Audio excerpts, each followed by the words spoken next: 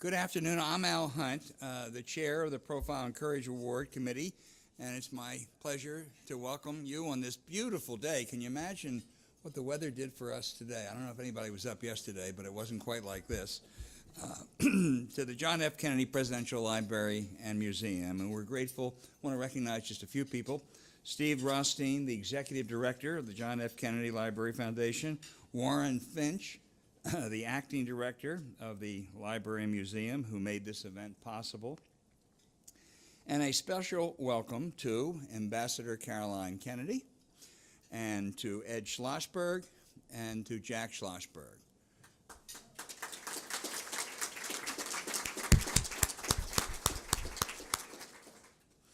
We are delighted that so many of you could be with us today to honor Jeffery Seaman, the winner of the National 2008 Profile and Courage Essay Contest. Now, this contest is the companion program of the Profile and Courage Award, and it introduces high school students to the concept of political courage and challenges them to use their research and their writing skills to profile elected officials who risk their career to do right by their communities and their country. This year, we received 1,989 submissions from high school students in 48 states, Washington, D.C., and Guam, and I assure you that Esther Cohn will find those other two states next year. 89 volunteer judges evaluated essays during 3 rigorous rounds, narrowing almost 2,000 submissions to the top 10. And many of our essay contest judges are with us today. I invite you to stand as we acknowledge the tremendous service you do to this program. Please, will the judges who are here stand?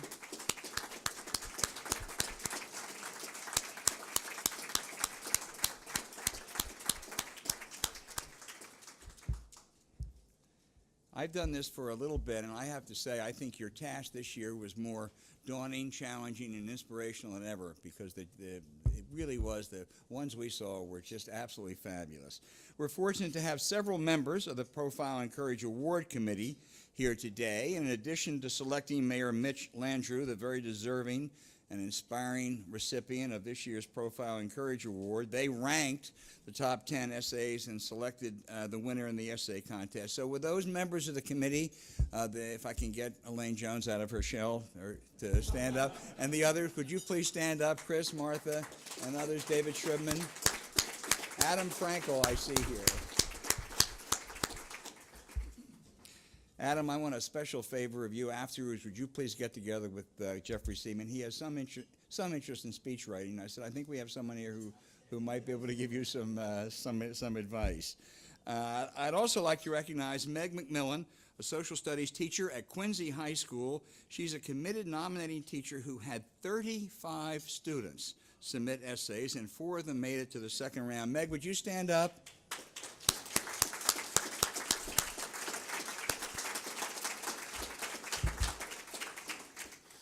And we're delighted that Freddie Kay, president of the Women's Suffrage Celebration Coalition of Massachusetts, is with us today to celebrate the women's suffrage history told so well in Jeffrey's essay. Would you stand up?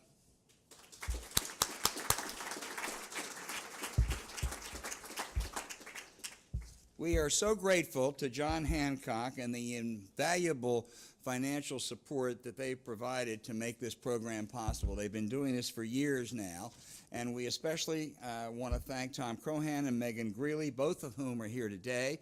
And I'd like to invite Tom, who is the Assistant Vice President and Counsel for Corporate Responsibility and Government Relations at John Hancock, to come up and say a few words.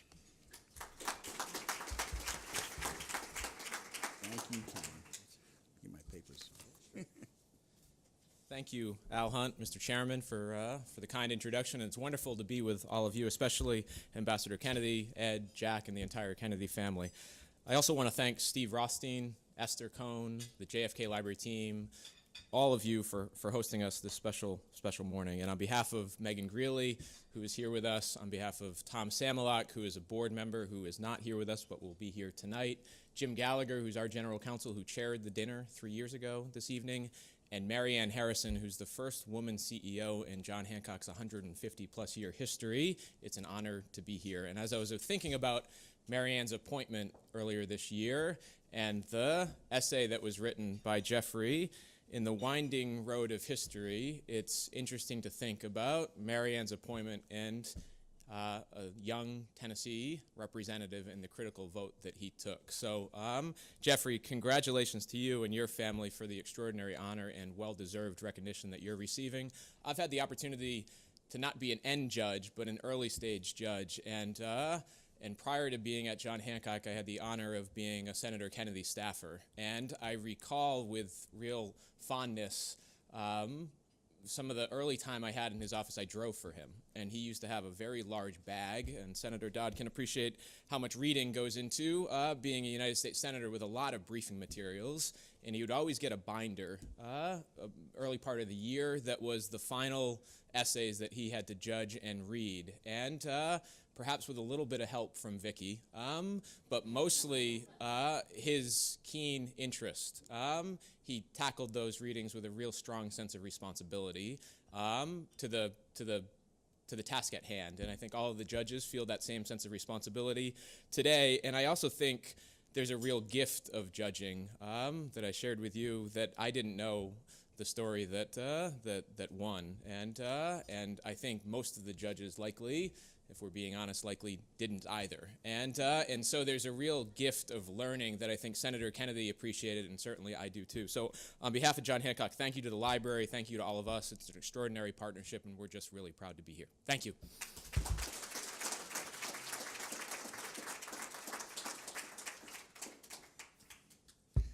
Thank you, Tom. We greatly appreciate John Hancock's longstanding commitment to this program. It's now my pleasure to introduce the winner of the 2018 Profile and Courage Essay Contest for high school students. Jeffery Seaman is a junior from Short Hills, New Jersey, and our first homeschooled winner. His love of history and writing and his interest in President Kennedy motivated him to enter this contest. Jeffrey's own forensic skills are reminiscent of a young John F. Kennedy.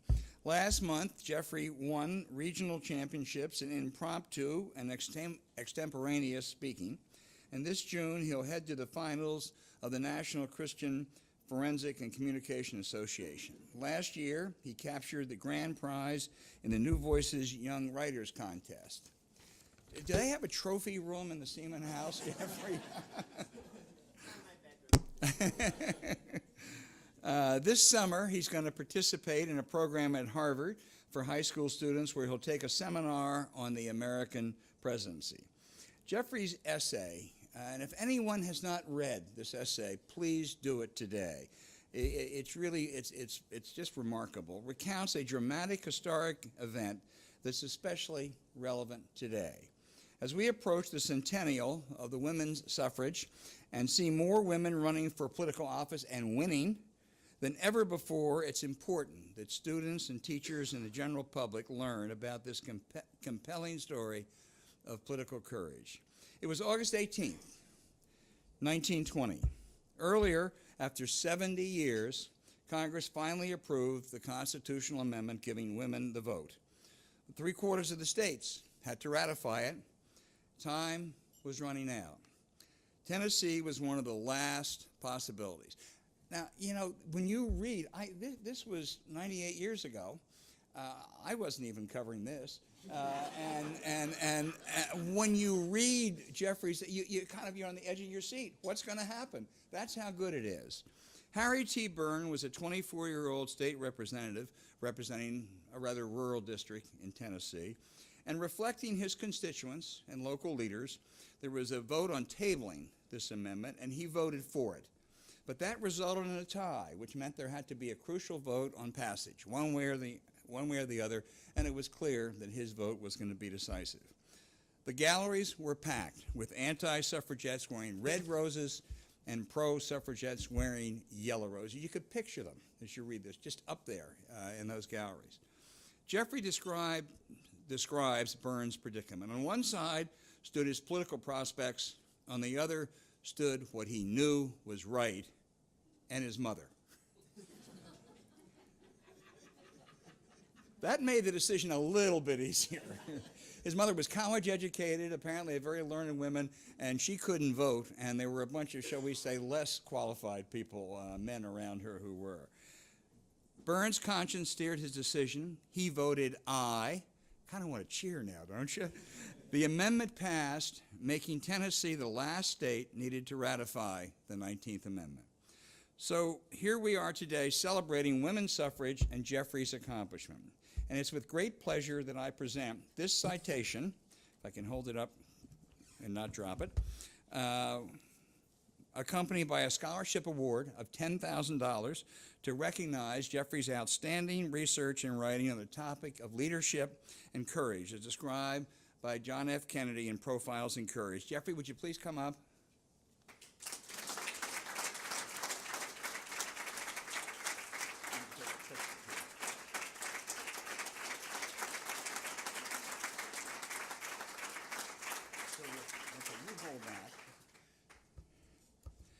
Jack and Caroline, would you come up and join us for this picture?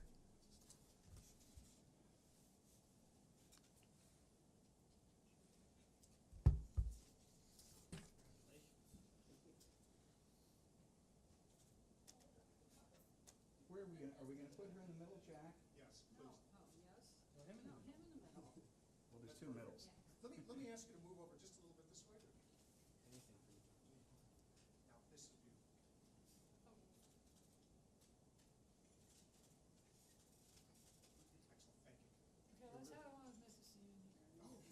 Well, that was next in my script, but if you want to,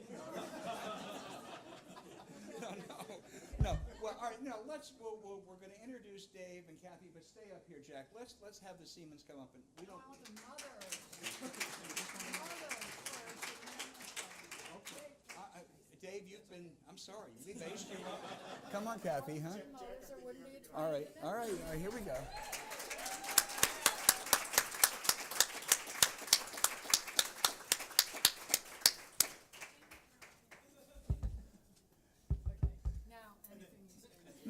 No, you stay up while I introduce the, because behind every successful woman, there's a little man. Every student who submits an essay is required to have a nominating teacher, an educator who provides guidance and support during the research and the writing process. We are delighted to have Jeffrey's nominating teacher, who also, this will come as a shock to the Kennedy Library, also is his father. It's in the family.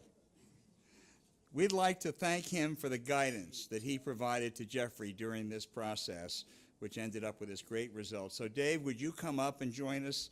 And we want to present an award to you, a John F. Kennedy Public Service Grant to encourage student leadership and civic engagement. Now look, everybody, where's Jack? Jack, come on up. You're not finished. Caroline, we're taking pictures now. I just want to get the school day schedule. Okay. Just really fast. It's flexible. And if I may ask Jack, kind of lead the line. We're going to go a little bit down this one. Just a second. And then with Jeffrey being in the middle, if you could all So turn which one of your face children towards the middle. worked the hardest? That's hard to say. Here we are. Quite clear in our family. Yeah. And we ought to point out, too, that although Dave was his teacher this year, Kathy prepared Jeffrey the first 8 years, correct? So therefore, it really was kind of rip and read for Jeffrey after all, the great preparation that Kathy did. Would you? Well, when they decided who was the nominating teacher, I wasn't there, and I lost. Terrific. Yes. Okay. We'll do whatever you say. Come on up, Tom. Yeah. So again, let's move in just a little tighter. And then again, with Caroline being in the middle, turn towards the middle, please. Okay. There we go. Sorry, Caroline. Oh, that's nice. Jack never blinks. You All right, don't go. One more. Ron, come on up. One more. Come on. You're the big cheese. Come on up now. And Ron, can I have you stand next to Jack? Next to Jack.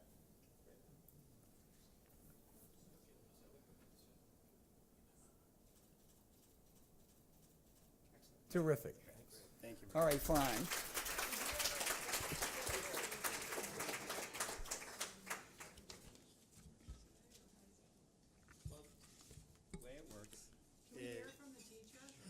school day goes? Yes, ma'am. Are you finished? I mean, after you're finished? No, you're not finished? Not even close. Oh, okay, after. No, no, no, after, no. after. Go- I'm gonna have a conversation with both of them, but why don't you start? No.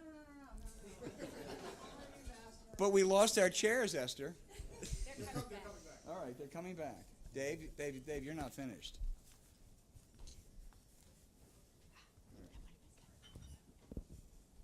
I sit in the middle. Okay. Jeffrey, you sit over there. Wait a second, I don't think we want to go. All right, good. You're sit in the middle? Right. Okay. Madam Ambassador, is this okay?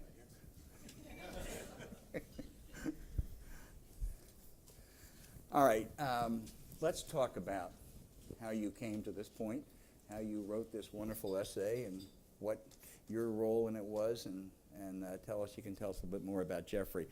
First of all, how did you hear about the contest, and how did you decide to enter, Jeffrey? I heard about the contest because my dad told me. He did? And I decided to enter because I really love politics, history, and writing, and this seemed to combine them all.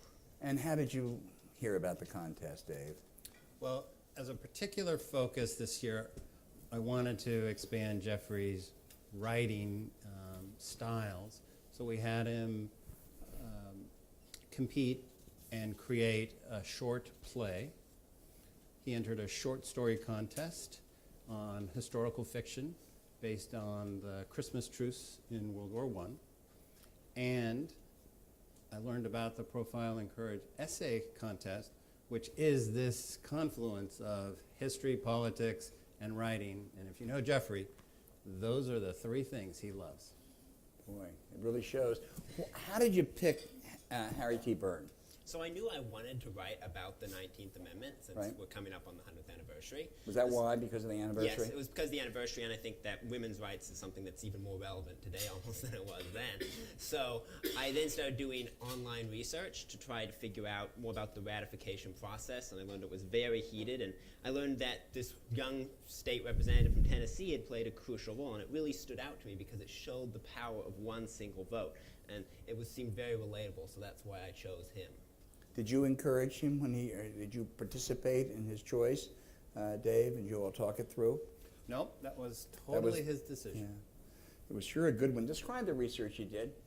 So most of the research I did was online. I only used about 2 books, and I tried to figure out I tried to find as many primary sources as I could, since I really wanted to know the truth, because the research process actually showed me that over time, since this is about 100 years ago, legend can quickly blend in with facts. So I wanted to find the primary sources to really see in Harry T. Byrne's own words and in his mother's own words why he did what he did. So, for example, I looked online and found Harry T. Byrne's mother's letter that she sent to him urging him to vote for ratification. What did she say in that letter?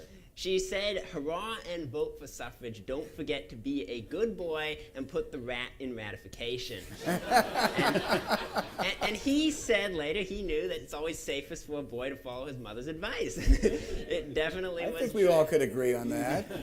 So I think the research process was really rewarding. I haven't done a lot of historical research before, and this really gave me an opportunity to do that. How tough, how demanding was the teacher? High expectations is most of it. Got to meet the expectations. David, tell us about your role and about Jeffrey, and he obviously is an extremely talented young man, but tell me how you helped in this process. Sure. So, as we were explaining, homeschooling is a little bit different. You don't actually do public school at home or school at home. His high school years are much more like college. It's very unstructured. He gets to spend the time and delve as deep into an area as he wants.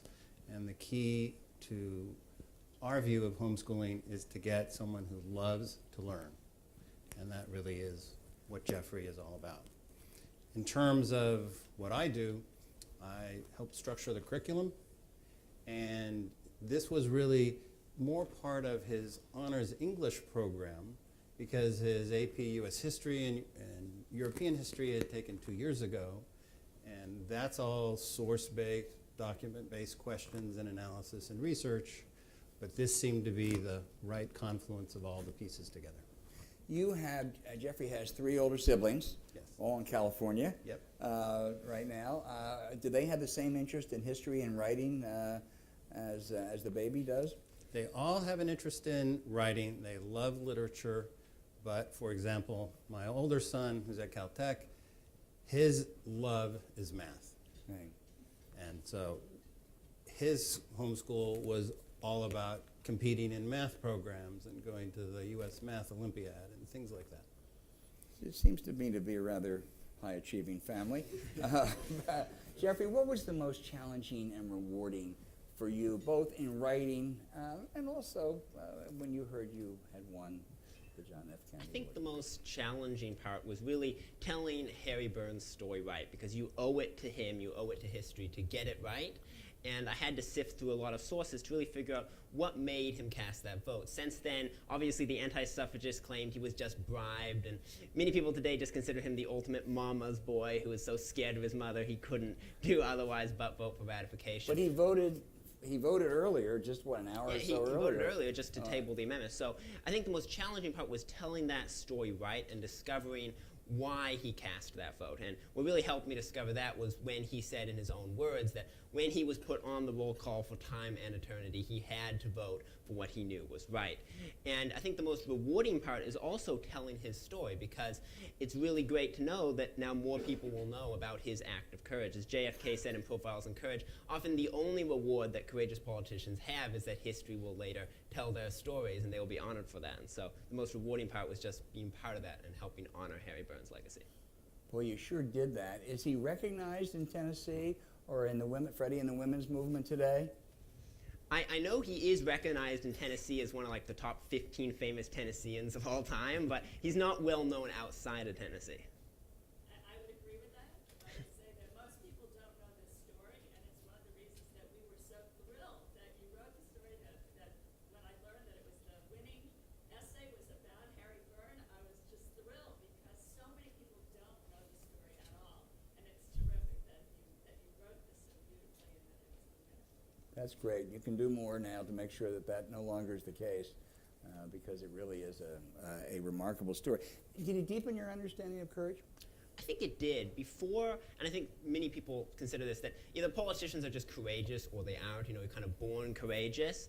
But Harry T. Byrne's story really demonstrated what JFK said in Profiles in Courage, that political courage is making that choice in that moment of decision to do the right thing. And it doesn't mean you had to have been courageous all your life before or afterward. It really is a choice that you have to make in that decisive moment. And that, I think, is something that reading and researching Harry T. Byrne's story really helped show me. This may be unfair, but do either one of you think about it in contemporary context of, do we have Harry T. Byrnes around? I don't think we have enough Harry T. Byrnes around. I think political courage is especially relevant today because as you get more polarized and more politicized, you need more people to have the courage to cross party lines to vote the right way, even if it doesn't go along with what their parties might expect. Right. It really should be a timeless quality. Yeah, it sure should be, and I hope this helps. I hope this helps tell the story of Harry T. Byrne. Jeffrey, looking ahead, you told me that you were looking at a number of colleges now, and are you going to major, do you know yet, in politics and English and history?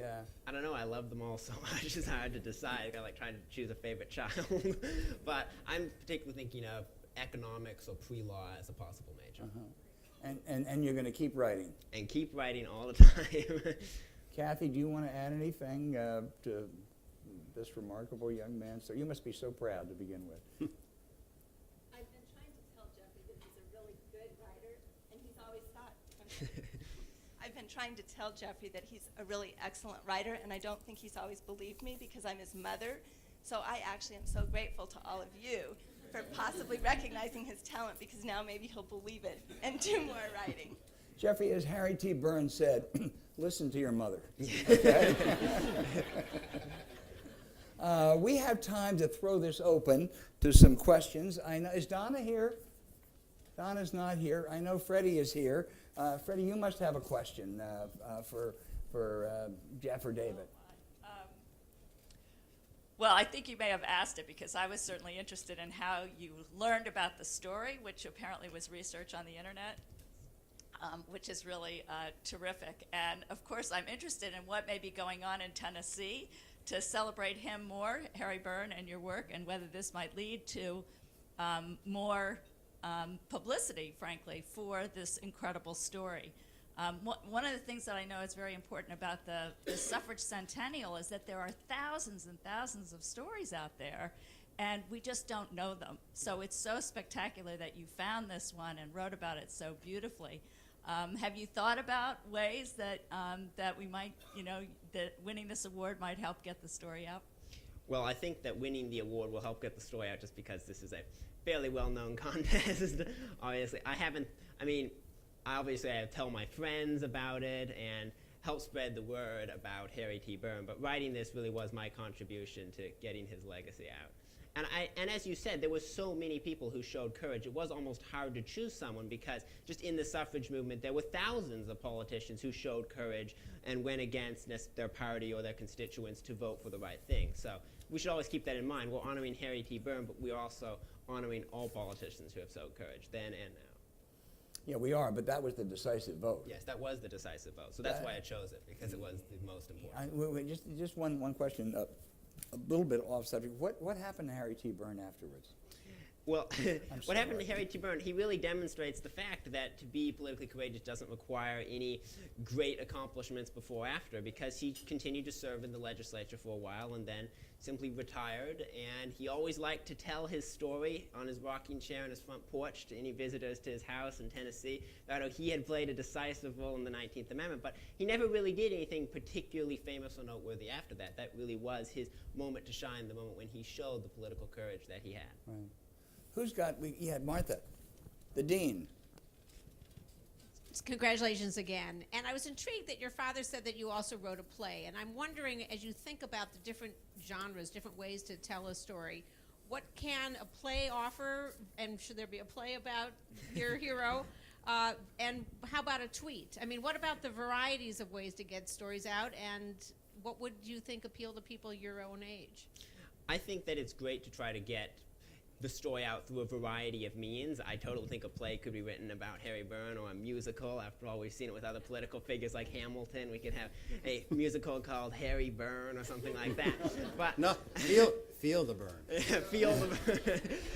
And I think that people my age, they are more focused on online content. So telling his story through, I don't know, some maybe rap music or something like that, or social media is the way to do it. But I think many people my age also appreciate just reading stories or essays as well. I certainly do, about famous historical figures.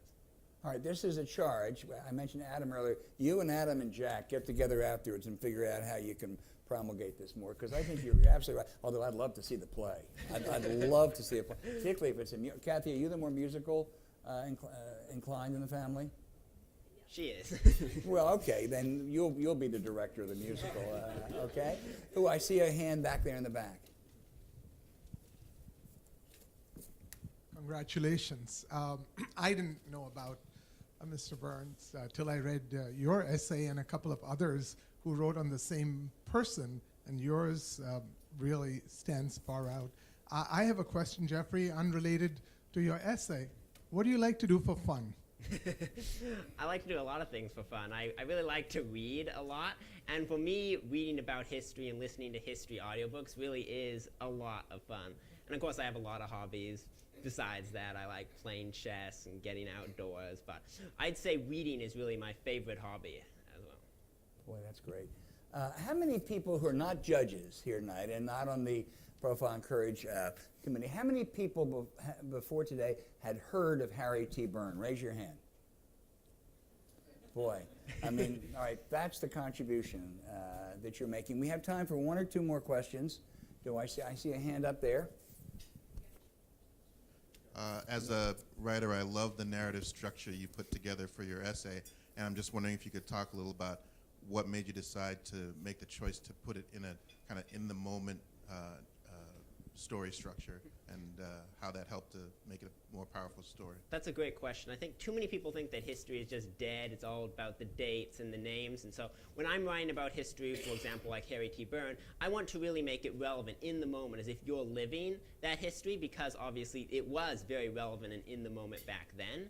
And I think that that really makes history appeal to people, because if they're reading it as if it's a story like happening today in the newspapers, they'll find it much more interesting. And so that's what I tried to do with Harry T. Byrne's story, make it relevant to people as if they were reading it in a newspaper. And I think that really makes it come alive in a way that, say, a traditional history textbook might not. Yes. Are you hopeful Tell that, us who you are. oh, sorry. Teresa Tuama, 24-year judge on this beautiful contest. Hey. And I'm a Philadelphian, so I'm always really proud when people from Delaware and Pennsylvania and New Jersey win. So I'm tribal, yes, I'm very tribal. So I'm really involved with getting out the vote. We just had a primary in Pennsylvania. How do you think learning and knowing history and telling the stories helps women run and women vote? I think that it shows that every vote does matter. For example, Harry T. Byrne's one vote was decisive, and that's not just true for a legislature. I think it's true for individual citizens as well. So every person, women, their votes absolutely count. And it also shows how one relatively minor legislator can make a huge difference. Harry T. Byrne wasn't very famous. He was just a state representative. And so I think we need more women and more men who are willing to run for office, knowing that their individual choices, even if they're not very famous or made very famous, can really matter and make a huge difference to everyone in the country. I see. I haven't gotten the hook yet from Esther. Or do I see one more question, one more hand up back there? Jeffrey, I'm James Jenkins. I work at the library. I like to imagine what President Kennedy, how he would answer writing profiles in courage, changed him, opened him up to see new things, how it affected his own sense of political courage, a little bit more through that process. And I wonder if you'd speak a little bit how you imagine this process and the award is helping you see the world differently or think about your own personal self. I think it showed the importance of courage and choosing the right even when there's significant pressure against that. In Harry T. Byrne's case, he was a young man not much older than myself, frankly, about 7 years older, and he confronted a fact. If he voted against ratification, he'd be doing what his party leaders and his constituents wanted. He'd be opening up a nice career path for himself to rise higher and higher in state office, or he could do the right thing and vote for ratification, but that would probably mean the end of his entire career, the end of all his life dreams. And so I think this process of researching about Harry T. Byrne and writing about him really strengthened my understanding of courage and the importance of choosing the right thing, even when your career or your future life is on the line, because ultimately the most important thing is about doing the right, even when you're under pressure not to do it. And Jeffrey, where did you find, where did you locate his mother's letter, for instance? Is there a research center down there that has some of this? So there's an online collection. I think it's the Calvin McClung online collection, which has multiple Tennessee letters or artifacts from the time. And so I found it and looked at the handwritten manuscript, which was digitized on that site. Boy, that's great. That's great.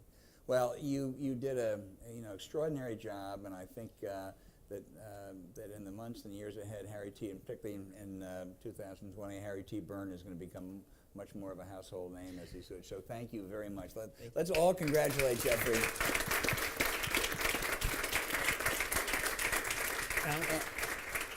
Could Jeffrey just have 30 seconds to say thank you to everyone? He absolutely can. I want to thank everyone here for giving me and high school students like me this incredible opportunity to write and research. So thank you to the JFK Presidential Library. Thank you, John Hancock, Esther, for helping out, everyone on the judging committee.